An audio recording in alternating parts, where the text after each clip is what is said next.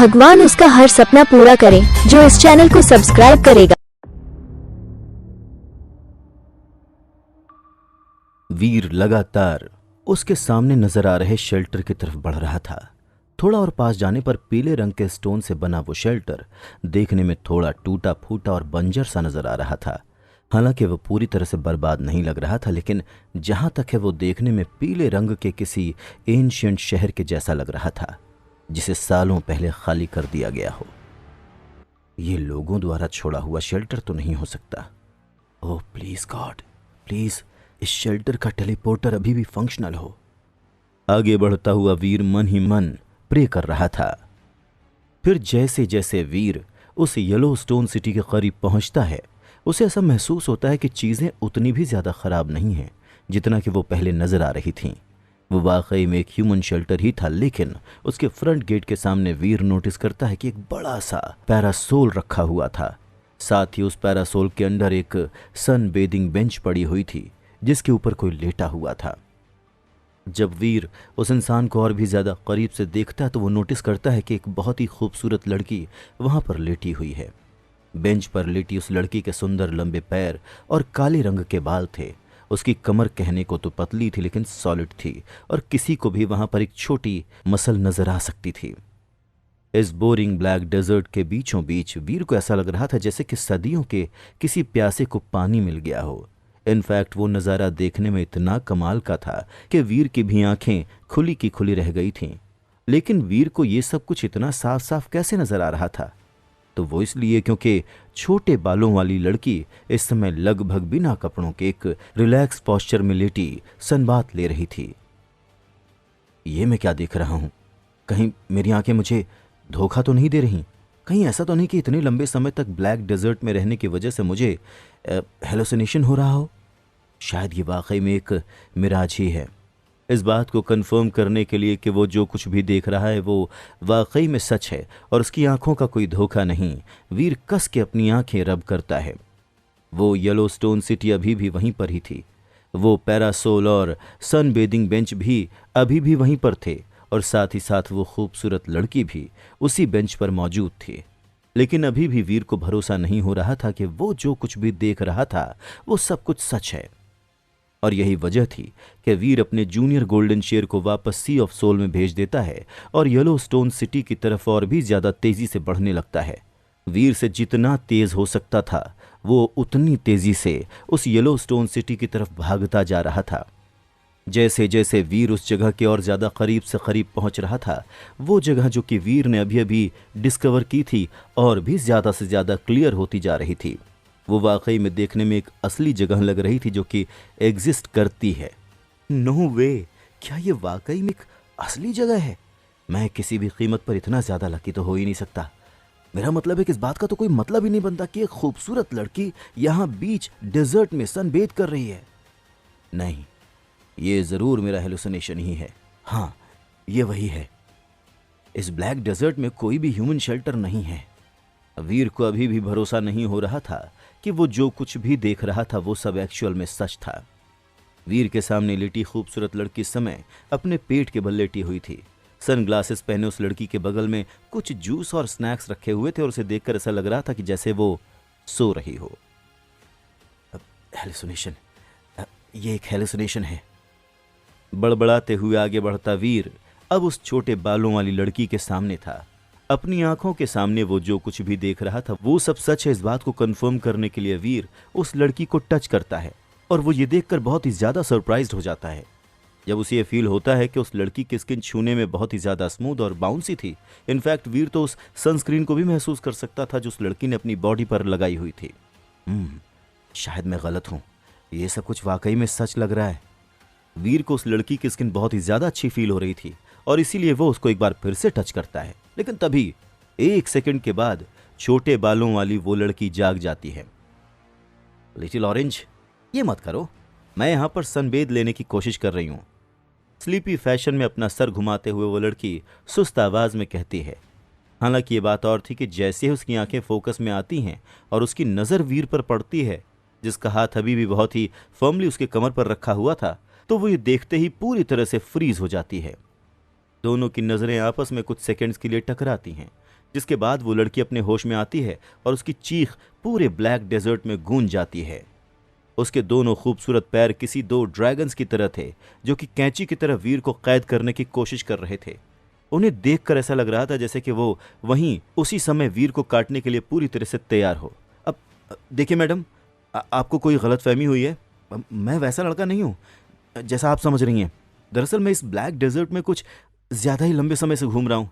In fact मैं अपना रास्ता भटक गया था और इसलिए मुझे लगा कि मेरा सामना किसी मिराज से हो गया है। मेरी नीयत ठीक है, मेरी नीयत ख़राब नहीं थी। आपको छूकर मैं बस ये कंफर्म कर रहा था कि कहीं ये मेरी आंखों का धोखा तो नहीं है। उस लड़की के अटैक्स को लगातार डॉज करता हुआ वीर उसे समझाने की कोशिश करता है। मैं तुम्हें जान से मार डालूंगी।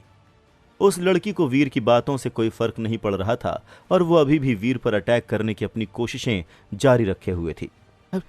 ठीक है, ठीक है, मैं समझ गया कि तुम मुझे जान से मार कर ही दम लोगी, लेकिन अगर तुम मुझे जान से मारना ही चाहती हो तो कम से कम पहले कुछ ढंग के कपड़े तो पहन लो। हाँ। उस लड़की से बात करते करते वीर पीछे की तरफ कदम रखता जा रहा था। चीजें इस समय थोड़ी गड़बड़ हो गई थीं और उसमें उस लड़की को लगभग बिना कपड़ों के देखना अब थोड़ा ऑकवर्ड लग रहा था। वीर की बात सुनकर वो लड़की फ्रीज हो जाती है और एक बार फिर से चिल्लाती है। अगले ही पल वो लड़की अपना आर्मर बुलाकर अपनी बॉडी को पूरी तरह से ढक लेती है। अपनी बॉडी को आर्मर से ढकने के बाद वो लड़की अपने दांत भींचती है और एक बार फिर से वीर पर अटैक करने की कोशिश शुरू कर देती है। अब देखो मिस, तुम्हें मेरी बात पर भरोसा करना ही होगा। मैं एक उसूलों वाला सोल्जर हूं। वीर को ऐसा लग रहा था जैसे कि उसने ये शब्द पहले भी कहीं पर सुने हुए हैं और इसीलिए उसने उन दो शब्दों को झट से यहां पर इस्तेमाल कर लिया। लेकिन वो लड़की अभी भी ऐसे कंटिन्यू अटैक किए जा रही थी जैसे कि वो बहरी और पागल दोनों ही हो और वीर पर अटैक करने की उसकी कोशिश रुक ही नहीं रही थी। देखो मिस, मैं तुमसे बहुत कायदे से बात कर रहा हूं, लेकिन अगर तुम इसी तरह से हरकतें करती रही तो मुझे अपनी शराफत छोड़नी होगी। फिर उसके बाद जो कुछ भी होगा उसके लिए मुझे दोष मत देना। आफ्टर ऑल ये दिन का समय है और यहाँ पब्लिक में तुम हो जो लगभग बिना कपड़ों के सनबेद कर रही हो या जो भी कर रही हो, लेकिन मैं अकेला इंसान तो होऊंगा नहीं जो इस तरह से तुम्हें एडमायर करने के लिए यहाँ पर रुका होगा। वीर उस लड़की से कहता है और वीर की बात सुनकर उस लड़की को और ज्यादा गुस्सा आ जाता है। तुम्हारी पब्लिक की तो ऐसी की तैसी, तुम्हारे अलावा यहाँ पर ऐसे कौन से ठरकी हैं जो तुम्हें यहाँ पर छुपे हुए नजर आ रहे हैं? हाँ। वीर पर अटैक करने की अपनी लगातार कोशिश में वो लड़की उससे कहती है और उस लड़की की बात सुनने के बाद ही वीर भी नोटिस करता है कि उस येलोस्टोन सिटी में वाकई में कोई नहीं है। उस छोटे बालों वाली लड़की के अलावा वो लोकल विसिनिटी पूरी तरह से वीरान और बंजर थी। यहाँ तक कि प्रोफेसर मंत्रा का इस्तेमाल करने के बाद भी वीर को उस एरिया में किसी भी दूसरी लाइफ फोर्सेस की प्रेजेंस डिटेक्ट नहीं हुई थी और ये बात वीर के लिए बहुत ही ज्यादा अजीब थी। तो इसका मतलब यह है कि इस शहर में बस तुम अकेली ही हो? वीर उस लड़की से पूछता है और साथ ही साथ वो उसके अटैक्स भी डॉज और ब्लॉक करता जाता है। वो लड़की वीर की किसी बात का कोई जवाब नहीं देती और अभी भी वीर पर अटैक करना जारी रखती है। एक मामले में वीर के उसूल बिल्कुल सिंपल थे। अगर वो पहले अपनी सिचुएशन समझा सकता है तो वो जरूर पहले ही ऐसा करने की कोशिश करता है, लेकिन अगर वो ऐसा नहीं कर पाता है, यानी कि सामने वाला पहले उसे ऐसा करने का मौका नहीं देता है, तो पहले मुखालात और फिर मुलाकात और बातचीत। और इस समय भी सिचुएशन कुछ ऐसी ही थी। वो लड़की अपना दूसरा हाथ इस्तेमाल करके वीर के अगेंस्ट लड़ने की कोशिश करती है, लेकिन वीर उस लड़की का हाथ पकड़कर उसकी आर्म मरोड़ता है और उसकी पीठ के पीछे ले जाता है। उसके बाद वो अपनी कमर की प्लैटिनम चेन को पुल करता है और उस चेन से उस लड़की के हाथ और पैर एक साथ बांध देता है। एक बार जब वीर इस बात के लिए पूरी तरह से श्योर हो जाता है कि उसने उस लड़की को अच्छे से बांध दिया है, वीर अपने एक हाथ से उस लड़की को उठा लेता है। कमीने कहीं के, जाने दो मुझे। वो लड़की बहुत ही ज्यादा जिद्दी थी और बिल्कुल भी गिव अप करने के मूड में नहीं थी। अब जब उसके हाथ और पैर बंध चुके थे तो अपने दांतों का इस्तेमाल करके वो वीर को काटने की कोशिश कर रही थी, लेकिन जिस तरह से वीर ने उसे पकड़ा हुआ था वो लाख कोशिशें करने के बाद भी वीर तक पहुंच नहीं पा रही थी। मुझे भी तुम्हें इस तरह से उठाकर रखने का कोई शौक नहीं है। जब तुम शांत हो जाओगी तब मैं तुम्हें यहां से जाने दूंगा। वीर उस लड़की को पकड़ना जारी रखता है जो अभी भी चेन से बंधी हुई थी। उसके बाद वीर उसकी बेवरेजेस में से एक उठा लेता है और उसे पीना शुरू कर देता है। कूल। वीर उस लड़की की बेवरेजेस में से 3 बेवरेजेस पीता है और जोर से डकार लेता है। तुम एक बहुत ही बड़े कमीने, घटिया और ठरकी इंसान हो। मेरे बेवरेजेस को हाथ भी मत लगाना, समझे? वीर को अपनी ड्रिंक्स कंज्यूम करता हुआ देखकर उस लड़की को और भी ज्यादा गुस्सा आ जाता है, लेकिन वीर उस लड़की की हर बात को इग्नोर करता हुआ उसे अपने एक हाथ से उठाकर उस येलोस्टोन सिटी के अंदर चला जाता है।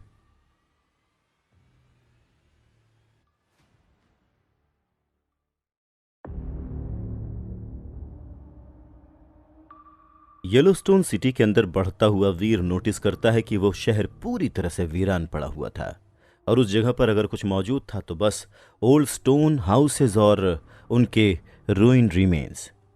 डस्ट और सैंड ने ज़्यादा से ज़्यादा रूइंस पर अपनी मोटी परत जमा रखी थी और उसे देखकर ऐसा लग रहा था जैसे कि सालों से वहाँ पर कोई रहता ना हो। किसी भी तरह के ऑक्यूपेशन का वहाँ पर कोई नामो निशान नहीं था।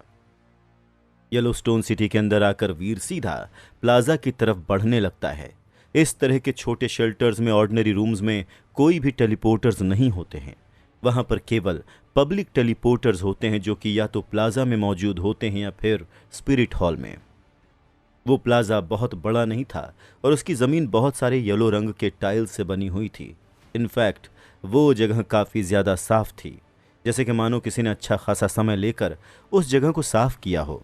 हालांकि ये बात और थी कि जब वीर की नज़र टेलीपोर्टर पर पड़ती है तब वो काफ़ी ज़्यादा डिसअपॉइंट हो जाता है, क्योंकि जो टेलीपोर्टर वीर को मिला था वो काफ़ी ज़्यादा डैमेज्ड और इनऑपरेबल नज़र आ रहा था। निराश होता हुआ वीर उस सिटी के अंदर और भी ज़्यादा से ज़्यादा गहराई में जाने लगता है, लेकिन उसे केवल रूइंड हाउसेज, सैंड और डस्ट ही नज़र आते हैं।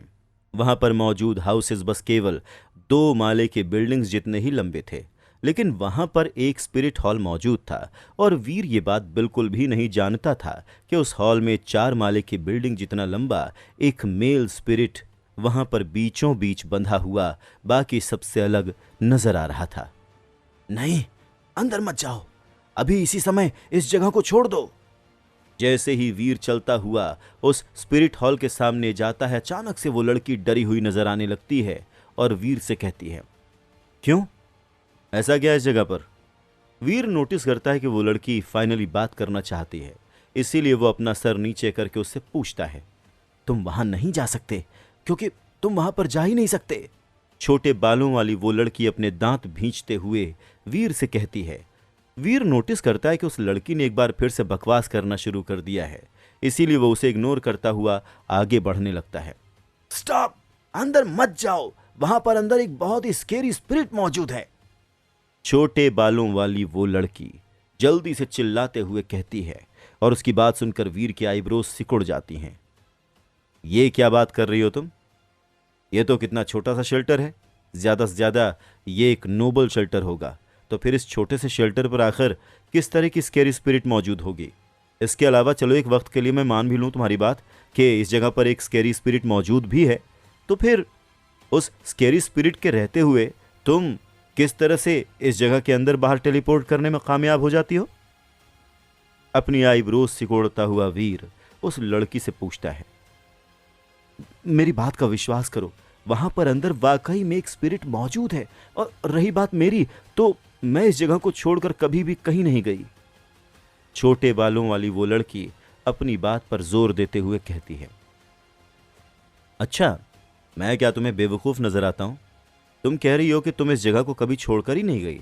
अब ये मत कहना कि ये बेवरेजेस भी तुम्हारे साथ तब से हैं जब से तुम सफ़र करते हो यहाँ पर आई थी। जाहिर सी बात थी कि वीर को उस लड़की की बात पर बिल्कुल भी भरोसा नहीं था। जब वो छोटे बालों वाली लड़की वीर की ये बात सुनती है, तब एक बार फिर से उसे याद आ जाता है कि वीर न सिर्फ उसकी कमर को स्क्वीज कर रहा था, बल्कि वो उसके बेवरेजेस को भी पी रहा था, जिसे वो इतने लंबे समय से संभालते हुए आई है। और ये फैक्ट कि वीर ने उसके 1 नहीं 2 नहीं बल्कि 3 ड्रिंक्स पिए हैं, और वो भी एक साथ, ये याद करके उस लड़की के गुस्से का पारा और भी ज़्यादा चढ़ जाता है। हाँ, सच कहा तुमने, कमीने, ठरकी इंसान। मैं इतने लंबे समय से अपने उन बेवरेजेस को बचाते हुए आ रही थी, मुझे मेरे बेवरेजेस वापस करो। गुस्से में तमतमाती हुई वो लड़की वीर से कहती है। वीर को अभी भी उस लड़की की बात पर भरोसा नहीं था। उस लड़की को अभी भी उठाए हुए वीर स्पिरिट हॉल के दरवाजे पर पहुंचता है और उसे ढकेल कर स्पिरिट हॉल को खोल देता है। अपने प्रोफेसर मंत्रा से वीर ने ऑलरेडी अंदर का जायजा ले लिया था, लेकिन उसे वहां पर कुछ भी डिटेक्ट नहीं हुआ था। और यही वजह थी कि वीर को इस बात पर भरोसा था कि वो लड़की इस समय सिर्फ और सिर्फ झूठ बोल रही है। वहां मत जाओ, मेरी बात पर भरोसा करो, वहां अंदर वाकई में एक स्केरी स्पिरिट मौजूद है और अंदर जाकर तुम सिर्फ और सिर्फ पछताओगे। और अगर फिर भी तुम्हें अंदर जाने का इतना ही शौक है तो एक काम करो, मुझे जाने दो और अकेले अंदर जाकर अपना शौक करो। जाओ मरो, अपने साथ मुझे इस नरक में मत घसीटो। छोटे बालों वाली लड़की नोटिस करती है कि वीर उसकी हर रिक्वेस्ट और वार्निंग्स को इग्नोर कर रहा था, और इसीलिए वो अपनी पूरी पूरी कोशिश करती है कि वीर को वो कन्विंस कर सके कि वो उस दरवाजे को न खोले। इनफैक्ट वो ऑलमोस्ट चिल्लाने लगती है। हालांकि ये बात और थी कि वीर भी उस लड़की की हर बात को इग्नोर करता जा रहा था, और वीर ने तो उसको बोलने से पहले दरवाजा खोल दिया था। लेकिन फिर जैसे ही वीर उस स्पिरिट हॉल के अंदर कदम रखता है, अचानक से उसका दिल जोरों से धड़कना शुरू कर देता है। अगले ही पल एक स्केरी फोर्स काले रंग की किसी परछाई या एक टॉक्सिक स्नेक की तरह वीर को अप्रोच करती है, और फिर टों अपने फ्लेमिंग रेक्स स्पाइक को हॉरिजॉन्टली पकड़कर वीर उस शैडो जैसे स्नेक को ब्लॉक कर देता है। वीर देखता है कि जो देखने में हाथ बराबर मोटी काले रंग की चेन नजर आ रही थी, वो खुद को उसके फ्लेमिंग रेक्स स्पाइक के अराउंड लपेट लेती है। काले रंग की उस चेन की दूसरी तरफ ऐसा लग रहा था जैसे कि टूटा फूटा आर्मर पहने किसी इंसान ने उस तरफ से उस चेन को पकड़ा हुआ था। वीर जब ध्यान से उस इंसान की तरफ देखता है तो वो नोटिस करता है कि वो इंसान इस समय एक ब्लैक पिलर के ऊपर सूली पर चढ़ा हुआ है, और जो चेन उसने पकड़ी हुई है वो उसकी बॉडी से होते हुए उसके पीछे मौजूद स्टोन तक गई हुई थी। लंबी और नैरो आइज के साथ वो आदमी देखने में बहुत ही खूबसूरत था, लेकिन उतना ही ज्यादा बेरहम नजर आ रहा था। उसके काले लंबे बालों में 2 फॉक्स ईयर्स मौजूद थे, और इस समय चेन के दूसरे हिस्से को अपने हाथों में पकड़े वो वीर को बहुत ही ज्यादा बेरहमी से देख रहा था। और फिर टों वो आदमी चेन को खींचता है और एक पावरफुल फोर्स वीर को खींचते हुए उसकी तरफ ले जाती है। वीर इस समय बहुत ही ज्यादा शॉक्ड था, और उससे बचने के लिए वीर अपने फ्लेमिंग रेक्स स्पाइक को हाथ से जाने देता है, जो कि इस समय उस ब्लैक चेन के साथ उलझी हुई थी। लेकिन फिर वीर अपने फ्लेमिंग रेक्स स्पाइक को खो भी नहीं सकता था, और इसीलिए वो अपनी स्नो लेडी डेविल सोल को बुलाकर उसे उसके साथ कंबाइन कर देता है, और इसी तरह से एक बार फिर से वीर का फ्लेमिंग रेक्स स्पाइक उसके पास लौट आता है। ब्लैक पिलर पर चढ़ा वो आदमी चाबुक की तरह अपने काले रंग की चेन को चलाता है, जो हजारों छोटे छोटे स्नेक्स में स्प्लिट हो जाती है, और वो छोटे छोटे स्नेक्स वीर को नुकसान पहुंचाने के इरादे से उसकी तरफ बढ़ने लगते हैं। उन छोटे छोटे स्नेक्स को देखकर वीर अच्छे से जान चुका था कि अगर उसने जल्द ही कुछ नहीं किया तो वो सिर से लेकर पांव तक इन रेंगते हुए दुश्मनों से कवर हो जाएगा। ओह नो, मैं मरने वाली हूँ। क्या तुम इसलिए मुझे यहाँ पर लेकर आए थे, क्योंकि तुम चाहते थे कि तुम्हारे साथ कोई मर जाए ताकि तुम्हें अकेले ना मरना पड़े? मेरा तो आज तक कोई बॉयफ्रेंड भी नहीं रहा है, और मुझे अभी इतनी जल्दी नहीं मरना है। छोटे बालों वाली वो लड़की अभी भी वीर की बाह में थी, और उन ब्लैक चेन्स को देखकर वो ऑलमोस्ट रोना शुरू कर देती है। लेकिन फिर अचानक से वीर अपनी बॉडी मूव करता है। उस लड़की को अपने हाथ में लिए हुए वीर हर एक चेन के वार को ब्लॉक और डॉज करने में कामयाब हो जाता है। वीर को इस तरह से अपने हर एक अटैक को डॉज और ब्लॉक करता हुआ देखकर उसका अटैकर काफी ज्यादा स्पूक्ड नजर आने लगा था, और इसीलिए वो एक बार फिर से अपनी चेन लैश करता है। काले रंग की जो चेन उसने पकड़ी हुई थी वो जीती जागती सी नजर आने लगी थी, और अगले ही पल वो चेन एक टॉक्सिक स्नेक में बदल जाती है, जो वीर पर अटैक करके उसे बाइट के बालों वाली लड़की को ऐसा फील हो रहा था जैसे कि वो एक ऐसी कार की पैसेंजर है जो कि एक क्लिफ साइड में टॉप स्पीड पर दौड़ रही हो। किसी भी सेकंड वो कार ट्रिप हो सकती है और उसे नीचे जमीन पर फेंक सकती है। और ये सोचकर ही छोटे बालों वाली उस लड़की की आंखों में आंसू आने लगते हैं।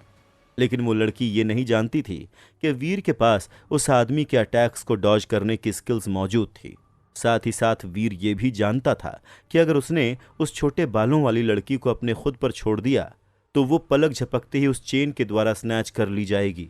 लेकिन फिर भी उस लड़की के लिए इस तरह से वीर के द्वारा पकड़े जाने और अपनी जान को पूरी तरह से उसके हाथों में दे देना किसी भी और इमेजिनेबल चीज से कहीं ज्यादा खतरनाक था।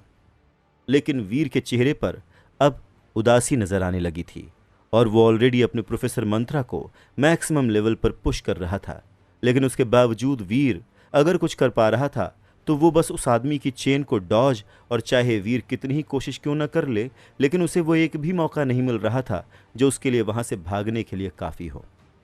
एक बात तो तय है कि ये एक सुपर स्पिरिट है, लेकिन फिर ये इस तरह से यहां पर लॉक्ड अप कैसे है? उस स्पिरिट के अटैक्स को ब्लॉक करता हुआ वीर उस स्पिरिट की अजीब सिचुएशन के बारे में सोचने लगता है। उस हॉल में एक भी स्टैचू मौजूद नहीं था, बस एक काले रंग का पिलर मौजूद था और वहां पर 2 काले रंग की चेन्स मौजूद थीं, जहां पर एक चेन एक हाथ के बराबर मोटी थी। हाँ, उन चेन्स को उस स्पिरिट ने उठा रखा था, लेकिन वो चेन्स उस आदमी के चेस्ट के एक्सपोज्ड घावों से होती हुई उस पिलर से अटैच्ड थी। उस आदमी के मूवमेंट में 1 मीटर की भी लीनियंसी नहीं थी, और जो चेन वो इस्तेमाल कर रहा था वो उन्हीं 2 चेन्स में से एक थी जिसने उस स्पिरिट को पिलर से बांध कर रखा हुआ था।